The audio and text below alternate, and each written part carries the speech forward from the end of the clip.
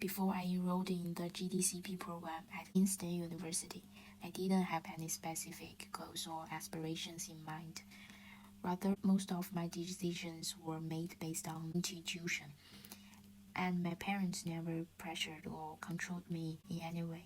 As a result, I chose to study Chinese painting when I entered university, specializing in landscape painting.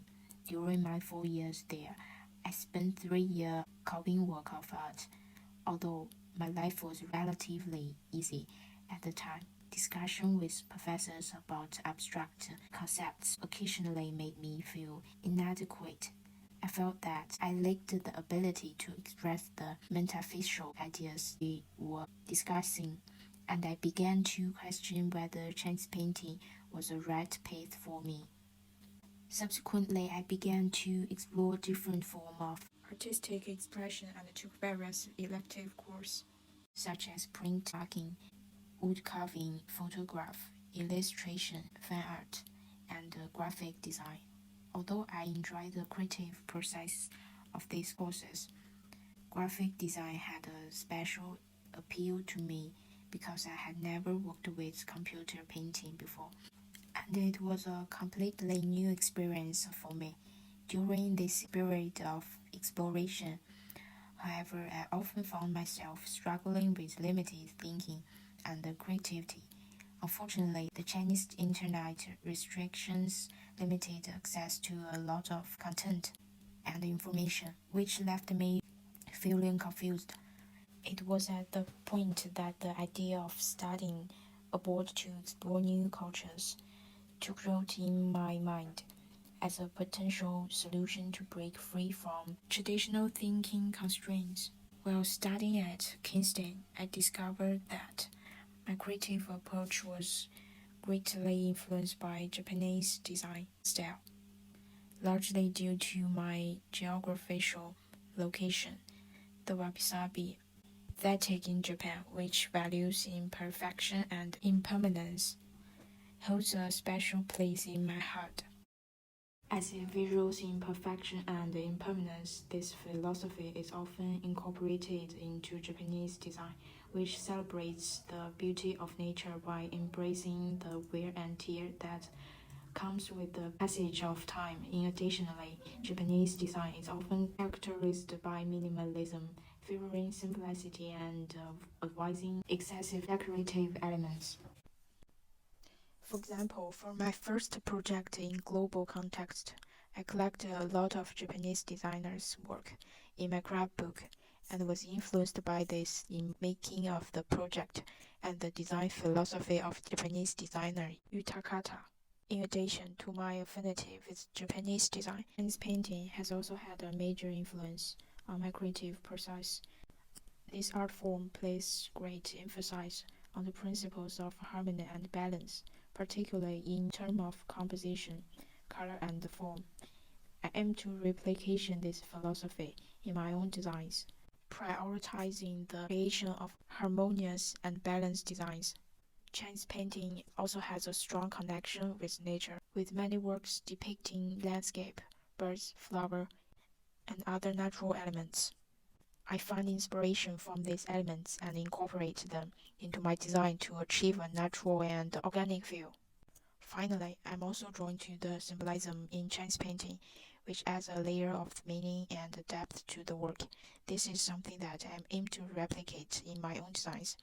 As in the second project, in Global Impact section, I took a very important idea from Chinese painting as inspiration for the project, white space, and I developed this concept in relation to my own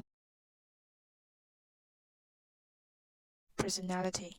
During my time at Kingston, a development practice have focused on refining my design work and improving my skill, learning software including design and ID, as well as learning new techniques. I gained a clear and effective workflow and a design philosophy that emphasizes communication. Through this process, I have come to understand the importance of communication and connection in design and realize that designers cannot work in isolation but must engage with the world around them. This includes listening to feedback, seeking advice, and help them needed. and engaging in self-reflection to identity and solve problem in an objective way. Appreciation that was built up during the group exchanges, internet exchanges, and the reflection boards that were constantly interspersed throughout the course.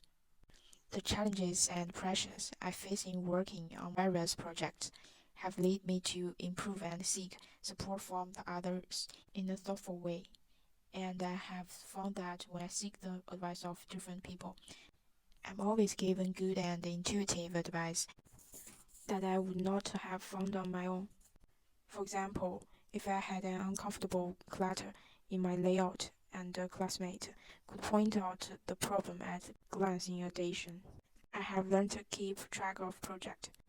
In addition, I have learned to document the various processes involving a project, even if they seem to be failures, as this experience can often provide valuable insights for future projects. I have also learned the value of researching and referring to external knowledge, as this is often more effective than relying solely on my own insights. For example, in the capstone project, I referred extensively to literature and design work on phobia, which gave me clear understanding of the purpose of the project and what to do next. A key concept that has influenced my design philosophy is to work towards a shared view of reality while maintaining a personal perspective. As philosopher Hannah Arendt pointed out, it is vital to be seen and heard in public life because everyone sees and heard from a different perspective. Through this diversity of perspectives, a coherent and authentic understanding of the world can emerge. I therefore strive to maintain my own unique perspective while also engaging in an open and productive exchange with others. When thinking about my future, I believe it is important to expose myself to different aspects of society.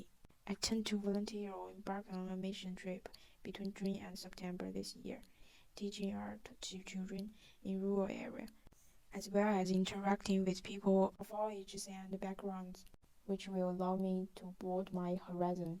Growing up, I took a passive approach to the acquisition of knowledge and never fully understand the purpose of my education. This understanding comes as a shock to my during university years, and it became a common problem amongst my peers. To solve this problem, I believe that breaking out of the bubble and venturing into different fields and perception would be the solution. Similarly, the direction and focus of design culture is influenced by wider cultural movements such as political, economic, and environmental issues. As a graphic design, it is essential to be involved in the ever-changing social process. After graduating, I plan to get a design-related job, and it is even more crucial for me to remain socially engaged. As a designer, I will remain aware of the subtle changes around me and confidently express my position and opinions.